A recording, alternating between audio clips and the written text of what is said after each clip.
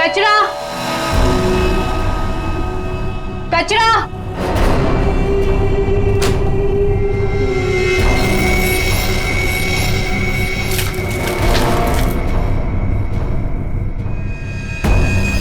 इसको सही जगह फेंकना और संभाल के देना, कोई देखे नहीं। आप चिंता मत कीजिए, मैं सब संभालूंगी।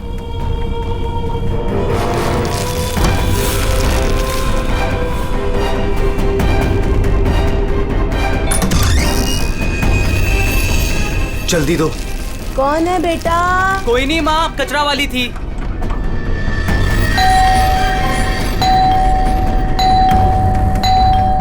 अरे कौन है? कचरा। अरे आ रही हूँ। क्या बैग खराब कर देगी?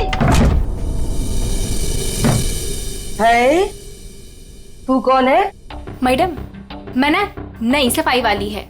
वो क्या है ना, सविता गांव गई है तो उसकी जगह मेरे को रखा है यहाँ पे। ये सेक्रेटरी भी ना इन्फॉर्म ही नहीं करता है और किसी को भी रख देता है काम पे। क्या मैडम, सुबह सुबह चिलम चिली करने का। लाओ, वैसे भी मेरे को 10 और घरों में जाना है। लाओ जल्दी दो। है तेवर तो देखो, जैसे ऑफिस ही जाना है तुझे। चल जा, नहीं देते डब्बा। हाँ हाँ तो मत दे। वैसे भी तेरे कचरे से कितनी बदबू आ रही है। अच्छा, परफ्यूम मार के दूं कचरा तुझे? अरे तो मैं मरी नहीं चाह रही हूँ लेने के लिए। बात तो ऐसे करी है जैसे लगता है कचरा नहीं सोना मांग लिया हो। एक मिनट, कहीं आप वही झगड़ालू औरत तो नहीं जो घड़ी घड़ी सबसे झगड़ा करते फिरते रहती है? हाँ, अरे बहुत किसे सुने हैं आपके बारे में। हाँ ए लड़की, मुझसे सवाल चला रही है तू? हाँ? औकात क्या है तेरी? क्या हुआ? सुबह सुबह ये चिल्लम चिल्ली क्या चल रही है? देखो ना मैडम, मैं ना नई सफाई वाली कचरा लेने के लिए आई थी। वो सविता ना गाँव गई है, उसकी जगह मेरे को रखा है यहाँ पर। मैडम से कचरा क्या मांग लिया? ऐसा लग रहा है कि इसका कचरा बेच करके कोई सोने का महल बना लेगी मैं। बाबा रे बाबा, कितना झगड़ा करती है ये। ओह, तो इसमें कौन सी नई बात है? सबके साथ झगड़ा करना इनकी पुरानी आदत है। आ गई होशियारी झाड़ने। ए सुन, हमारे फटे में टाउन मत अड़ा। Mind your own business. चल, देख रहे हो ना कैसे झगड़ा कर रही है ये। वाह वाह, बड़ी आई। Mind your own business. पहले अपने माइंड का इलाज कराओ। सबके नाक में दम करके रखा है अपने रोज के झगड़ों की वजह से। भाभी जी please, I am sorry, I am really sorry. आप अंदर जाइए। शोभा, अंदर जाओ।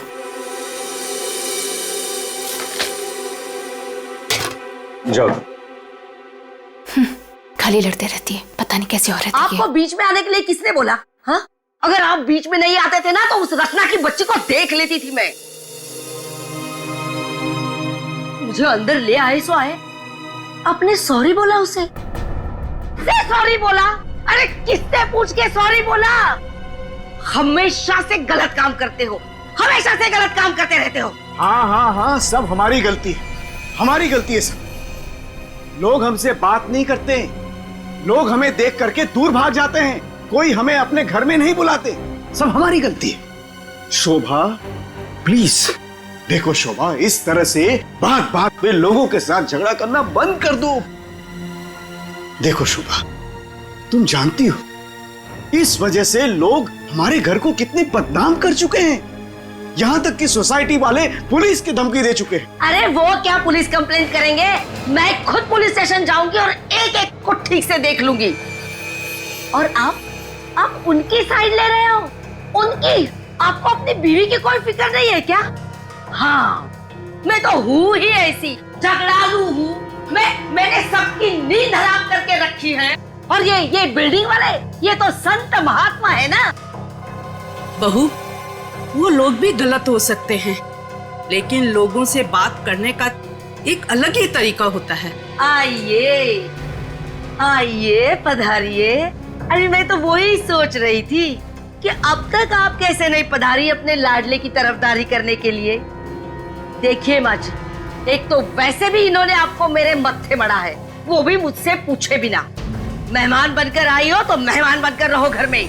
शोभा, माँ से इस तरह से बात नहीं किया करते। तो आप कहो ना अपनी माँ से कि मुझसे बात ही ना करे। अरे पूरा दिन इनकी सेवा करती रहती हूँ, फिर भी ये सब सुनना पड़ता है। बस मॉम बस, सुबह सुबह दिमाग खराब करके रख दिया है।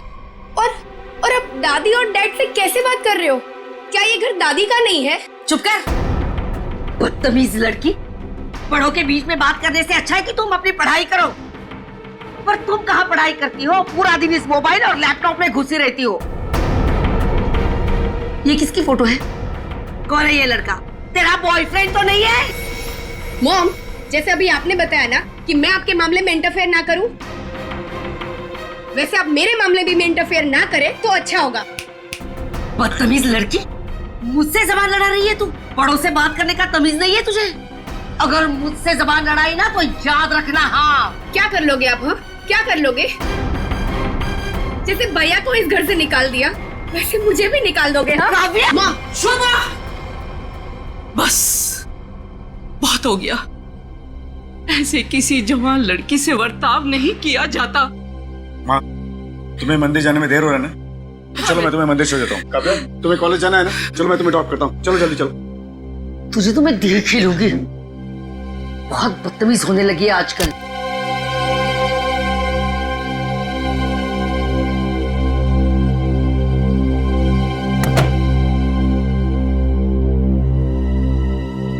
आने दो इस बुढ़िया को मंदिर से। दरवाजा ही नहीं खोलूंगी, देखती हूँ अंदर कैसे आती है।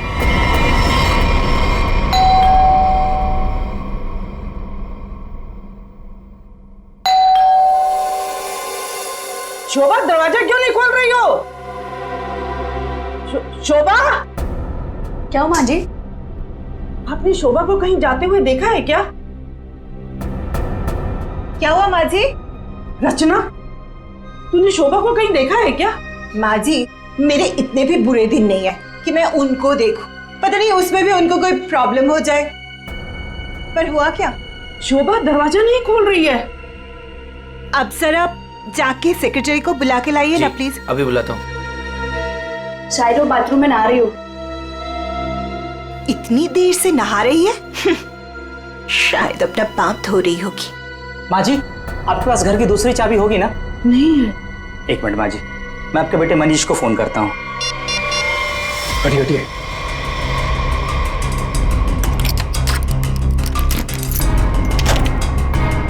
माँ, दरवाजा अंदर से बंद है। अंदर से कैसे बंद है? सर, घाव काफी गहरा है। लगता है किसी भारी चीज से वार किया गया। कोई एक्सीडेंट?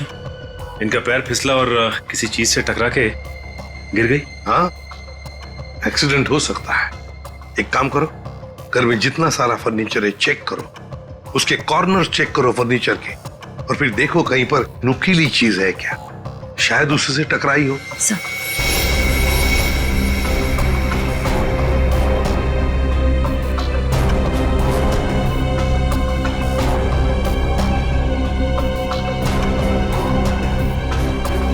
सर। हाँ निखिल। सर, टूटा हुआ बांस और सर इस पे खून भी लगा हुआ है। हाँ, लगता है खूनी ने ये बाज बेचारी शोभा के सिर के पीछे मारा है इससे जोर से, और फिर शायद शोभा अपनी जान बचाते बचाते यहाँ से बाहर गई, गिर गई और फिर दम तोड़ दिया होगा। लेकिन सर, दरवाजा तो अंदर से बंद था, कुंडी लगी हुई थी, तो फिर खूनी घर से बाहर गया कैसे होगा?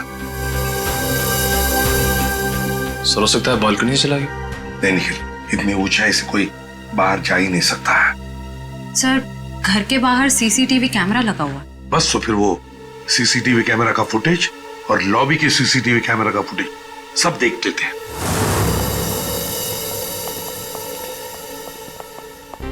मनीष जी, आज सुबह आप, आपकी माँ और बेटी काव्या जब घर से बाहर गई तब शोभा जिंदा थी, है ना?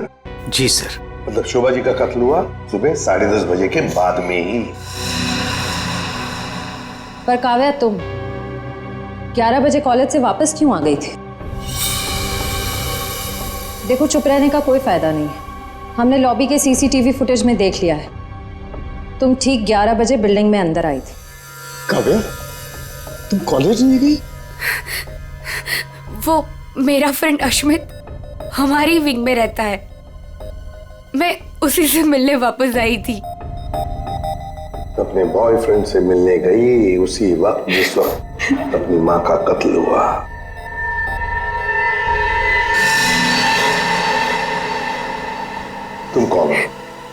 मैं रितेश। रितेश, आपका बेटा? जी सर। पर तुम तो घर छोड़कर चले गए थे। जी वो मैं घर छोड़कर नहीं गया था, मुझे इनकी पत्नी ने घर से निकाल दिया था। मतलब तुम्हारी माँ ने यही आदर रखते हो अपनी माँ के लिए, यही संस्कार दिया? जब तुम यहाँ रहते नहीं थे तो किस लिए आए थे यहाँ पर? जी वो मैं किशोर से मिलने आया था।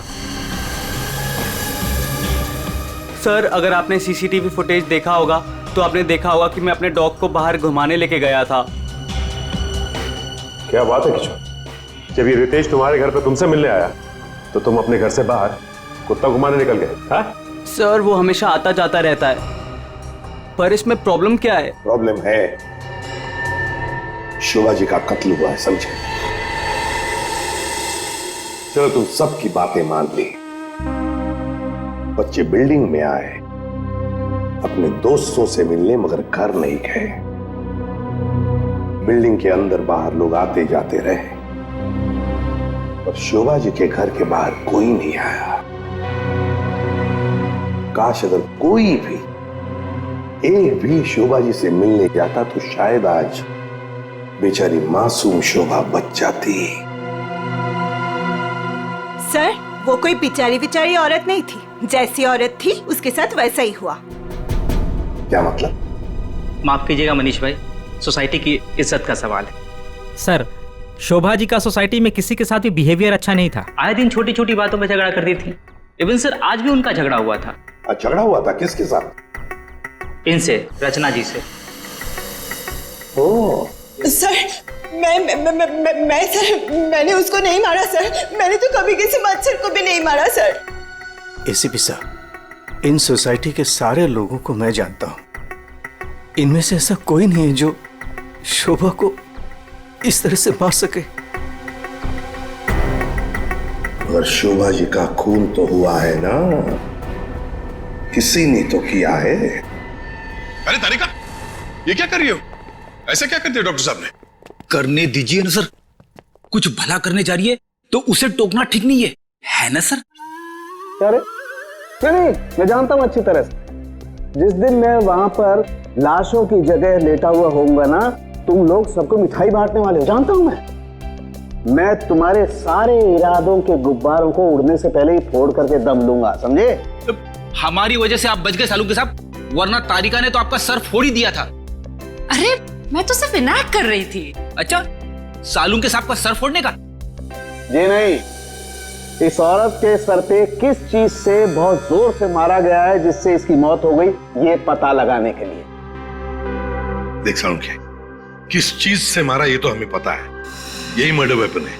हाँ, इस पे तो हमें इनका खून भी मिला था जो उस वक्त तक सूखा भी नहीं था। ये लो, बहुत बढ़िया। हाँ? जो भी वहां पर मिला उस पर भरोसा करके आगे सीधे आना, कमाल है, बिना अपना दिमाग लड़ाए। तारिका, कई बार मैं सोचता हूँ अगर हम नहीं होते तो इन लोगों का बेचारों का होता क्या है? ये बात हमें क्राइम सीन पर मिला है, अगर इससे नहीं मारा गया तो फिर इस पर खून कहां से आ गया? क्या अपने आप छल के आ गया है? ये मैं नहीं जानता हूँ, लेकिन हाँ ये मैं जरूर जानता हूँ कि ये मर्डर वेपन नहीं। डॉक्टर साहब, आप इतने कॉन्फिडेंस के साथ कैसे कह सकते हैं? हाँ, अब आए पॉइंट पर। तो सुनो, इस औरत की मौत हुई है खोपड़ी की हड्डी टूट जाने की वजह से, और हड्डी टूटी नहीं, चकनाचूर हो गई। और ऐसा तभी हो सकता है जब जबरदस्त तरीके से इस पर वार किया गया, बहुत ज्यादा इंपैक्ट की जरूरत होती है। और इस वार से कितनी भी जोर से क्यों ना मारा गया, हड्डी इस तरह से चकनाचूर नहीं हो सकती। अगर इनका खून इस वार से नहीं हुआ है तो फिर किस चीज से हुआ है? बहुत भारी चीज से इसके सर पे वार किया गया है। बहुत भारी चीज से? तो फिर सालुंखे, हमें वहां क्राइम सीन पर इसके अलावा और कोई भारी चीज नहीं मिली, समझे? दया, इसके पास और कोई जवाब नहीं है, हमारा टाइम बर्बाद कर रहा है। चलो। एक मिनट, मैं टाइम बर्बाद कर रहा हूँ? हाँ। मैं डॉक्टर सालुंखे तुम लोगों का टाइम बर्बाद कर रहा है? हाँ। ठीक है, तो मैं खुद वहां क्राइम स्पॉट पे जाकर के ये थ्योरी प्रूव करके दिखाऊंगा बॉस, तब पता लगेगा कौन टाइम बर्बाद कर रहा है, मैं या तुम खुद अपना टाइम बर्बाद करो। तारिका, मेरे बैठ। अरे बैग दो ना तुम यार, मैं बताता हूँ इन्हें कौन टाइम बर्बाद कर रहा है। Fast quick. सब अभी बता दो, मैं टाइम बर्बाद कर रहा हूँ। सालूम के साथ तो कोयले के इंजन की तरह धुआं उड़ाते हुए चले गए। गुस्सा हो गए क्या? हाँ, तुम्हारी वजह से। अब आएगा मजा।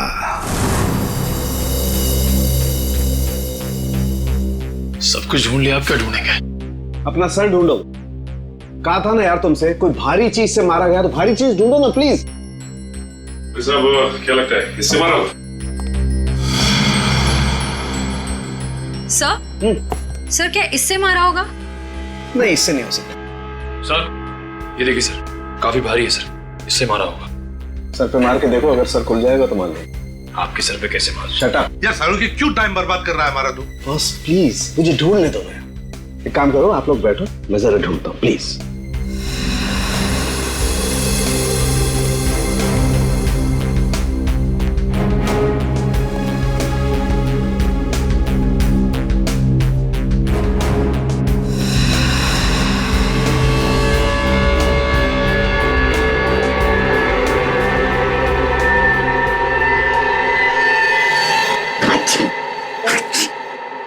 पूरी दुनिया में सर्दी फैलाएगा।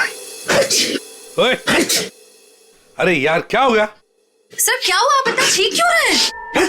मसाला मसाला मसाला। हाँ सर, चारों तरफ मसाला गिरा हुआ है और यहाँ पे निशान भी है। लगता है मसाला कूटने का खलबट्टा रखा था यहाँ पे। सर बट्टा तो काफी भारी भी होता है। एक काम करो, आसपास जितने भी घर हैं, सारे के सारे घर चेक करो। श्रेया, दादी माँ को लेकर आओ।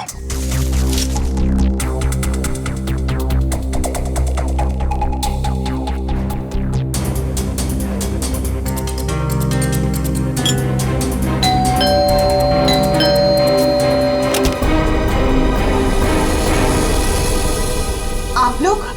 हमें आपके घर की तलाशी लेनी है। लेकिन खून तो वहां हुआ है, आपको यहाँ क्या मिलेगा? देखिए, आपकी बिल्डिंग में खून हुआ है। क्या आप चाहती हैं कि एक और खून हो जाए? प्लीज हमें अपना काम करने दीजिए। ओके, आइए।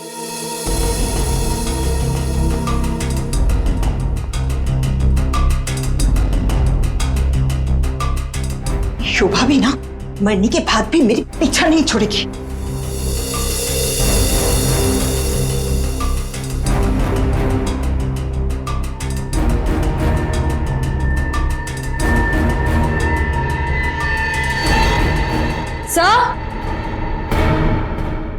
श्रेया, सर ये देखिए। सर ये तो हमारी है। नहीं नहीं, ये तो हमारा है। आंटी जी को कोई गलतफहमी हो रहा है। सर इसके नीचे शोभा का नाम लिखा हुआ है। शोभा? तो क्या आपने इन्हें ये दिया था? नहीं सर, आज सुबह तक तो ये हमारे पास ही था। तो फिर यहाँ कैसे? जरा चेक कर लिया।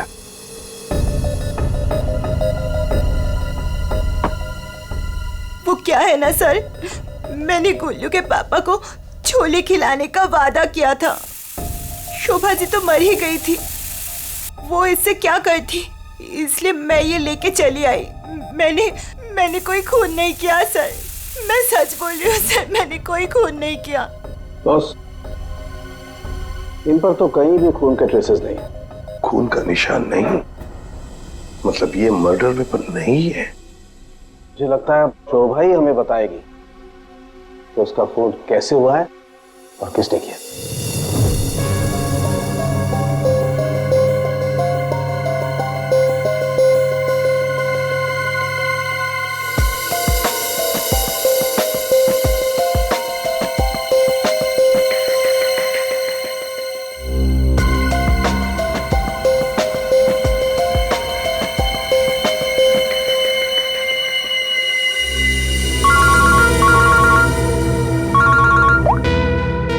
आसान के बोल।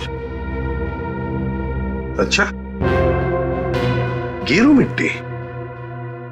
अच्छा ठीक है सचिन, मर्डर वेपन का पता चल गया है। पर वो क्या है सर? गमला। गमला? हाँ गमला। साळुंखे को शोभा के कान में गेरू मिट्टी के कुछ अंश मिले। गेरू मिट्टी जो गमले में इस्तेमाल होती है। सर हमें शोभा के घर में एक भी फ्लावर पॉट नहीं मिला है। देखते हैं।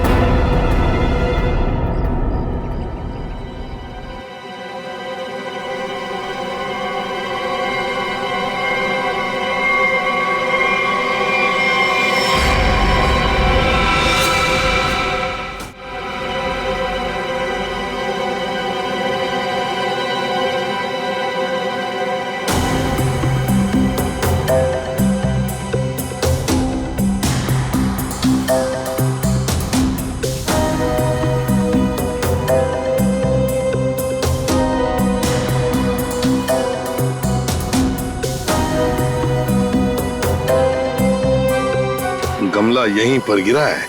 पर सर गमला गया कहाँ? हो सकता है किसी ने साफ कर दिया हो ताकि कोई सुराग न बचे, लेकिन मौत हुई है इस गमले की वजह से ही। लेकिन सर ऐसा कैसे हो सकता है? घर के बाहर लगे सीसीटीवी फुटेज में तो हमने किसी को कमरे के अंदर जाते देखा नहीं। तो फिर शोभा जी के सर पे गमला मारा किसने होगा? वही तो समझ में नहीं आ रहा है सचिन कि गमला मारा किसने, और फिर इतने जोर से मारा है कि किसी इंसान की जान ही चली जाए। हाँ सर, सवाल ये भी है कि बंद कमरे से खूनी बाहर गया कैसे? जमीन चीर के या आसमान फाड़ के? जमीन चीर के तो नहीं निखिल, जमीन चीर के नहीं, आया होगा तो आसमान फाड़ के ही। 1 2 3 4 5 6 7वीं मंजिल पर शोभा जी रहती है, वो रही उसकी बालकनी, और बिल्कुल उसी के ऊपर है 8वीं मंजिल की बालकनी। चलो चलकर देखते हैं।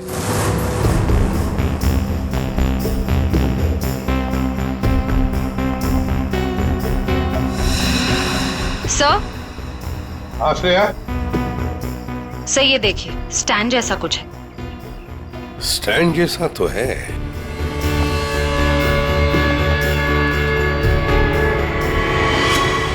श्रेया, ये गमले का ही स्टैंड है। गमला इसी स्टैंड पर था।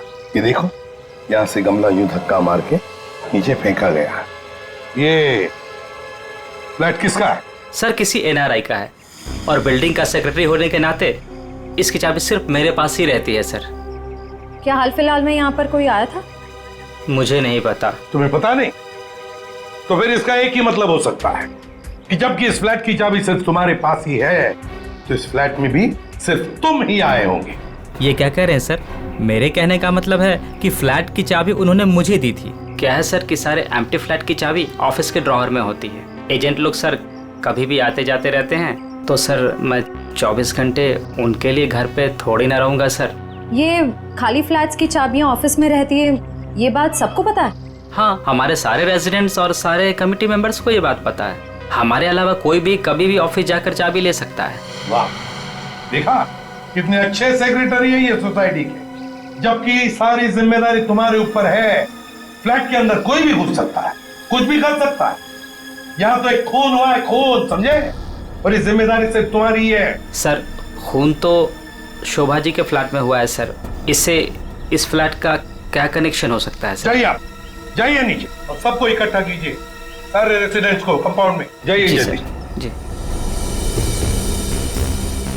सचिन, ये देखो, हम हैं 8वीं मंजिल की बालकनी पर और शोभा जी रहती थी 7वीं मंजिल पे। जब शोभा जी वहां अपनी बालकनी से बाहर झुकी होगी किसी काम की वजह से, तब 8वीं मंजिल के मतलब यहां से वो गमला शोभा जी के सिर पर मारा गया, ठाम करके ऐसे।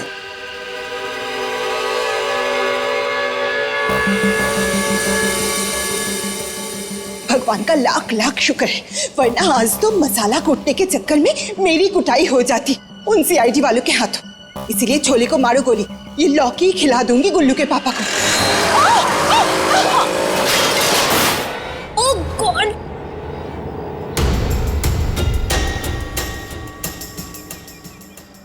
ये क्या किया? आज तो शायद लौकी भी नसीब में नहीं है। एक्सक्यूज मी, हाँ गलती आपकी है। एक तो आप मेरे बीचों बीच आ गई, उल्टा आप मुझे सुना रही हैं।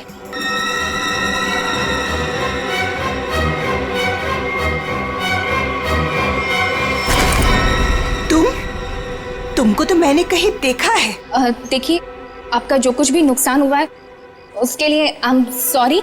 मैं थोड़ी जल्दी में हूँ। रुक रुक,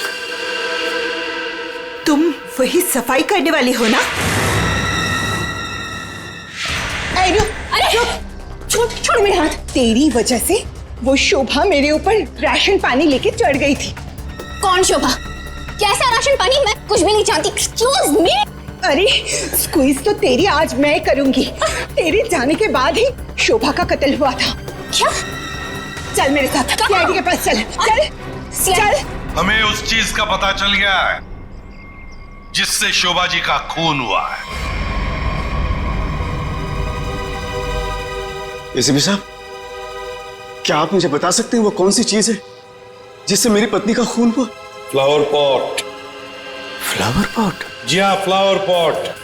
बिल्डिंग के 8वें मंजिल पर जो फ्लैट बंद पड़ा है उसके बालकनी के ऊपर रखा गया था ये फ्लावर पॉट और ऊपर से शोभा जी के सिर पर मारा गया। Flower pot. किसने किया ये सब? मुझे नाम बताइए जिसने मेरे परिवार को हमसे छीन लिया। बताइए एसीपी साहब, कौन है वो? ये तो कहना पड़ेगा कि बड़ा चालाक खूनी है ये। बहुत अच्छी तरह से प्लानिंग की थी, लेकिन भूल गया कि कोई भी कातिल कितना भी चाहे चालाक क्यों ना हो, कोई ना कोई गलती तो कर ही जाता है। जानना चाहते हो कौन है वो खूनी? आप में से ही कोई है, आप में से। ये सफाई करने वाली है। आज सुबह जब शोभा का खून हुआ था उससे पहले मैंने इसको बात करते हुए देखा था। अभी भेस बदलकर भाग रही थी। देखिए, मुझे नहीं पता कि ये औरत कब से क्या बकवास किए जा रही है। मैं तो यहाँ पर पहली बार आई हूँ। मेरा हाथ छोड़ो ना। मैं सच बोल रही हूँ, मैंने इससे झगड़ा करते हुए देखा था। मुझे तो लगता है यही खूनी है सर। क्या बकवास किए जा रही हो तुम? हम पता लगा लेंगे। जरा देखिए इस लड़की को और बताइए, क्या आप में से किसी ने इसको देखा है आज सुबह? हाँ सर, मैंने देखा इस लड़की को। सर, ये वही लड़की है जो आज सुबह में शोभा जी के साथ लड़ रही थी। रुक, कहाँ भाग रही है?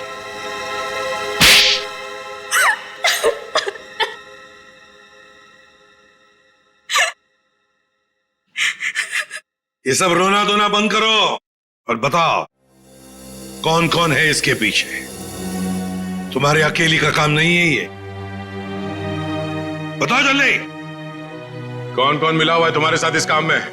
है? क्यों खून किया शोभा का? खून? नहीं सर, मैंने कोई खून नहीं किया। मुझे कुछ नहीं पता, मैं सच कह रही हूँ। जमाना बड़ा बदल गया है सर। इतनी महंगी घड़ी और ब्रांडेड चप्पलें पहन के घूम रही है। यहां तो सीआईडी में ईमानदारी से काम करने के बाद पिछले 5 साल में ये वाले जूते पहन पाया हूं मैं। हाँ, सच कह रहे हो फ्रेडी। लेकिन ये है ना, मुखौटा पहनी है सफाई कामगार का, है तो कोई और ही। पूर्वी, ऐसे नहीं बताइए। हाँ, बोल नहीं। प्लीज मैम, मुझे मत मारिए। मैं बताती हूँ, मैं सब सच बताती हूँ। दरअसल मेरे पास एक फोन कॉल आया था। कौन लोग थे मुझे नहीं पता, लेकिन वो लोग शोभा से बदला लेना चाहते थे। बदला कैसे लेना है वो सारे इंस्ट्रक्शन मुझे फोन पर बता दिए गए थे। मैंने बस उसे फॉलो किया था और कुछ नहीं किया था, खून नहीं किया था सर। एक अनजान आदमी ने तुम्हें फोन कॉल किया और तुम उसकी मदद करने के लिए तैयार हो गई? हाँ सर। ऐसी क्या दुश्मनी थी तुम्हारी शोभा से? सर, शोभा अच्छी औरत नहीं थी। वो बहुत ही घमंडी और झगड़ारू किस्म की औरत थी। समय एक स्टोर में सेल्स गर्ल का काम किया करती थी। मेरे स्टोर में आई वो एक दिन, नेल पेंट दिखाने के लिए कहा। नेल पेंट का ढक्कन जब मैं खोल रही थी तो सर गलती से वो नेल पेंट की कुछ बूंदें उसके साड़ी के पल्लू पे गिर गई थी सर। उसके बाद उसने जो हंगामा खड़ा किया, मैंने उससे माफी मांगी, मिन्नती की कि प्लीज मुझे माफ कर दीजिए, लेकिन उसने मेरी एक बात भी नहीं मानी। मैनेजर के पास चली गई सर। मैनेजर ने मुझे नौकरी से बाहर निकाल दिया। 2 महीने तक मुझे कहीं कोई नौकरी नहीं मिली। घर का किराया तो दूर, खाने तक को मेरे पास पैसे नहीं थे। मकान मालिक मेरे सिर पर चढ़ करके मुझे परेशान करने लगा, कहा कि निकलो मेरे घर से। सर, उसने मेरी पूरी जिंदगी तबाह कर दी। फिर मैंने ठान लिया था कि उस शोभा से मैं बदला जरूर लूंगी। इसलिए तुमने कानून को अपने हाथ में लेने का फैसला किया है? सर, मैं मानती हूँ कि मुझसे बहुत बड़ी गलती हो गई। प्लीज आप लोग मुझे माफ कर दीजिए, प्लीज। ये लो, सब कुछ मान लिया तो माफी मिल गई? ऐसे लगता है तुम्हें? है? तुम्हारी सजा हम कम कर सकते हैं, मगर एक शर्त पर। हाँ सर, मुझे आप लोगों की सारी शर्त मंजूर है। बताइए मुझे क्या करना होगा। तो ये बताओ कि फोन पे एग्जैक्टली क्या इंस्ट्रक्शन दिए गए थे तुम्हें? मुझे बस वो फ्लावर पॉट गिरने के बाद उसे साफ करने के लिए कहा गया था। वो फ्लावर पॉट जैसे बालकनी से शोभा के सर से टकराकर नीचे गिरा तो मेरे पास उसे झट से साफ करके वहां से मैं निकल गई। बस यही किया था मैंने। वो फ्लावर पॉट किसने फेंका था? Flower pot? नहीं, किसी ने फेंका नहीं था। किसी ने नहीं फेंका? ये कैसे हो सकता है? कोई तो ऊपर था फेंकने वाला। नहीं सर, मैं सच कह रही हूँ, वहां पर कोई नहीं था। वो फ्लावर पॉट अपने आप गिरा था। कौन था ऊपर? यकीन कीजिए, मैं क्यों झूठ बोलूंगी आप लोगों से।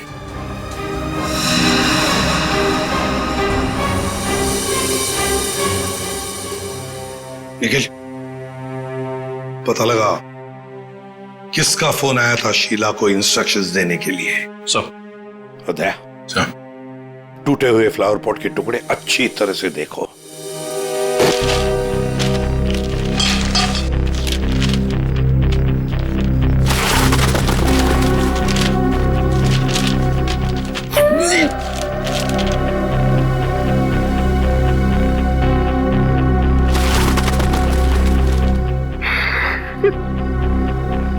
सीआईडी पे इतने साल काम करके यही इज्जत मिली। क्या हुआ पंकज सर? कोई इज्जत चाहिए आपको? वो सर, इसमें सिर्फ सड़ा हुआ कचरा है सर, और कुछ भी नहीं है सर। यहाँ पे थोड़ी देर और खड़ा रहा ना तो मैं बदबू के मारे शहीद हो जाऊंगा सर। कुछ नहीं होगा तुम्हें, काम पे ध्यान दो।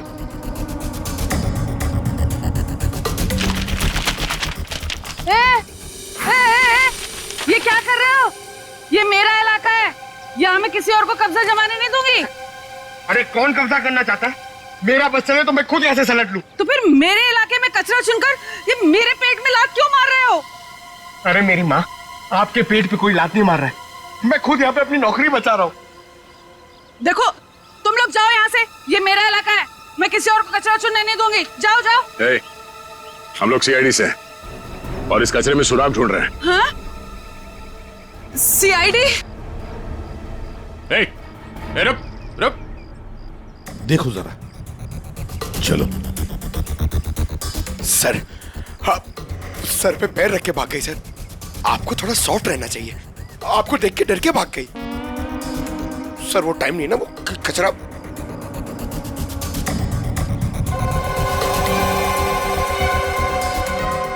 सर, हाँ? ये देखिए, ये कुछ गमले के टुकड़े मिले हैं।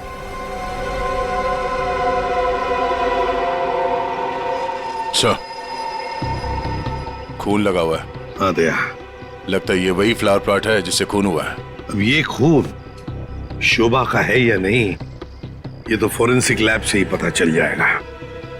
लेकिन और भी तो कुछ होना चाहिए यहाँ पर, और कुछ होना चाहिए। देखो जरा, अच्छी तरह से देखो दोबारा। सर बाकी तो हमने हर जगह देख लिया सर, और ऐसा कुछ मिला नहीं जो। देखो तो सही। यहाँ मैंने कुछ नहीं किया साहब, मैं निर्दोष हूँ साहब, मैं निर्दोष हूँ। कुछ नहीं किया तो हमें देख के भागी क्यों?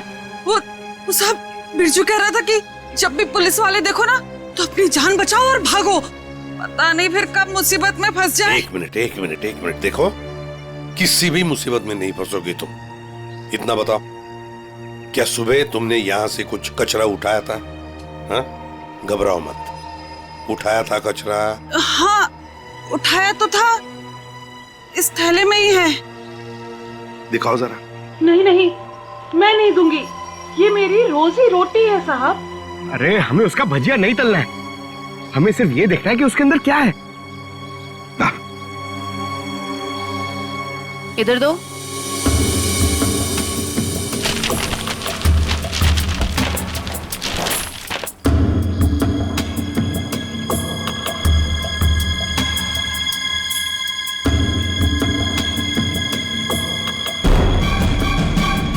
खिलौने का बॉक्स है सर, एड्रेस भी लिखा हुआ है।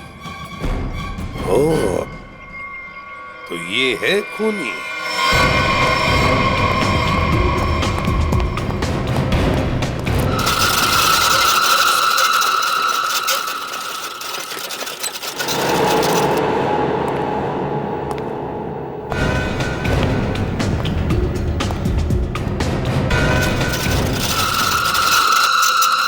कौन है?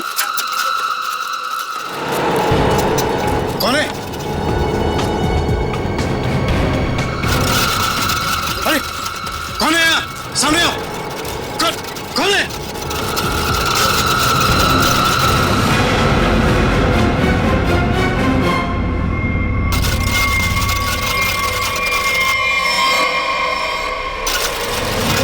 मनीष बाबू,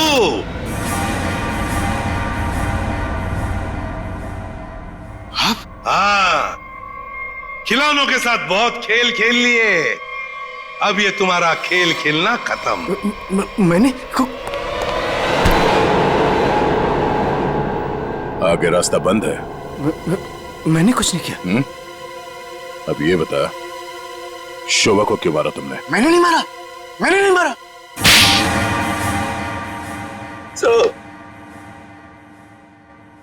शोभा एक झगड़ालू औरत थी साहब, झगड़ालू औरत। हमेशा गालियां देती थी साहब, हर छोटी मोटी बात पे चिल्लाती थी, भद्दी भद्दी गालियां देती थी। आतंक था साहब उसका एक। हम सबको वो मेंटली टॉर्चर दे रही थी साहब, लेकिन फिर भी हम सबने सहा, हर बात को सहा साहब। जब तक ये बात घर के चार दीवारी तक थी तब तक तो ठीक था, लेकिन धीरे धीरे ये बात साहब घर के चार दीवारी से बाहर निकल के मोहल्ले तक फैल गया। आए दिन लोग पड़ोसी हमारे पास आते थे कंप्लेन लेकर के, शोभा ने किसी का झगड़ा किया, मारपीट किया। तंग आ चुके थे साहब, हम लोग तंग आ चुके थे। फिर भी हमने शोभा को समझाने की कोशिश की, मगर वो नहीं समझती थी, नहीं समझती थी साहब। हमने तो थक के छोड़ दिया था ये सोचना कि उसे समझाना रोकना हमारे लिए मुमकिन ही नहीं है साहब। बस सिर्फ इसी वजह से तुम लोगों ने उसकी जान ले ली? तो और क्या करता, और क्या करता साहब, बताइए आप मुझे। सोसाइटी वालों ने उसे तंग आकर के हमें नोटिस दिया घर खाली करने के लिए। अगर हम घर खाली नहीं करते इस सूरत में वो हमें पुलिस की धमकी दी। अगर ऐसा था तो डिवोर्स दे देते उसे मारने की क्या जरूरत थी? उसकी भी कोशिश की थी साहब, मैंने, मगर उसने मुझे धमकी दी थी कि अगर मैंने उसे डिवोर्स दिया तो वो मुझे कोर्ट में घसीट के ले जाएगी। मेरे ऊपर डोमेस्टिक वायलेंस का इल्जाम लगाकर वो मेरे ऊपर केस करने वाली थी साहब। मैं मजबूर था, कुछ नहीं कर पाया साहब। रितेश, शोभा तो तुम्हारी माँ थी ना? सर, माँ का प्यार इस दुनिया में सबसे बड़ा प्यार होता है सर, पर वो तो सिर्फ अपने आप से प्यार करती थी सर। उसकी जरूरतें, उसका घमंड सिर्फ उसके लिए ही था सर। इस वजह से जब उसे मेरे और मेरी गर्लफ्रेंड वानी के बारे में पता चला तो उसने इंसल्ट करके मुझे घर से बाहर निकाल दिया सर। और इसलिए जिस माँ ने तुम्हें जन्म दिया उसे ही मौत की नींद सुला दी तुमने, सिर्फ अपने खुशियों के लिए। हा?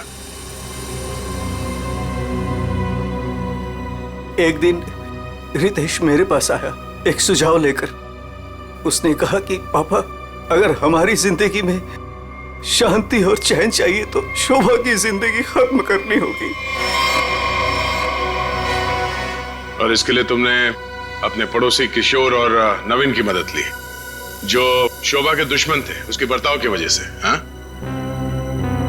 सिर्फ इनको ही नहीं दया, इन्होंने बाकी सारे लोगों से भी कांटेक्ट किया जिनका कोई न कोई झगड़ा था शोभा के साथ। उन सबको अपने प्लान में शामिल कर लिया, शोभा को मारने के प्लान में। शीला के बारे में तुम्हें कैसे पता चला? काव्या ने मुझे बताया उस दिन शीला और शोभा के झगड़े के बारे में, क्योंकि काव्या शोभा के साथ ही स्टोर में गई थी। तो तुम्हारे इस प्लान को अंजाम देने के लिए कोई बाहर वाला चाहिए था, और ये शीला इस काम के लिए एकदम परफेक्ट थी, और इसे शोभा से बदला लेना था, इसलिए ये भी मान गई। हैं? वैसे सारी प्लानिंग की कैसे तुम लोगों ने, बताओ जरा। नवीन ने ऑनलाइन पर ट्रॉली बुक की थी। डिलीवरी होने के बाद वो ट्रॉली और रिमोट वाणी को दिया था। वाणी पेशे से इंजीनियर है साहब। वो ट्रॉली और गमले को किस तरह से रखना है इसकी प्लानिंग उसी ने की थी, और फिर वो ट्रॉली और रिमोट लाके किशोर को दे दिया, और फिर काव्या और रितेश ने मिलकर वो गमले और ट्रॉली को ऊपर बैल्कनी में सेट कर दिया। तुम्हें कैसे पता चला कि ये शोभा बालकनी में किस वक्त आने वाली, कितने बजे? साहब हर रोज सुबह 10 बजे एक भाजी वाला ठेला लेकर के हमारे बिल्डिंग के नीचे आता है, और शोभा उस पर बैल्कनी में खड़े होकर के खड़ी खोटी सुनाती थी साहब, चिल्लाती थी, झगड़ती थी उससे। बस मुझे उसी मौके का इंतजार था।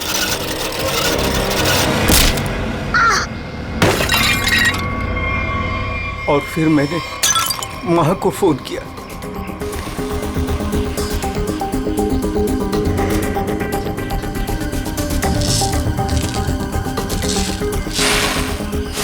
कभी एक बार भी नहीं सोचा कि शोभा के ऐसे स्वभाव के पीछे कोई वजह हो, कोई कारण हो सकता है उसे कोई दिमागी बीमारी हो जिसका इलाज हो सके?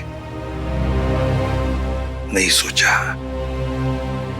तुम सब ने सिर्फ अपने ही बारे में सोचा, तंग आ गए उसके स्वभाव से, इलाज नहीं किया उसका, बस जान ले ली उसकी।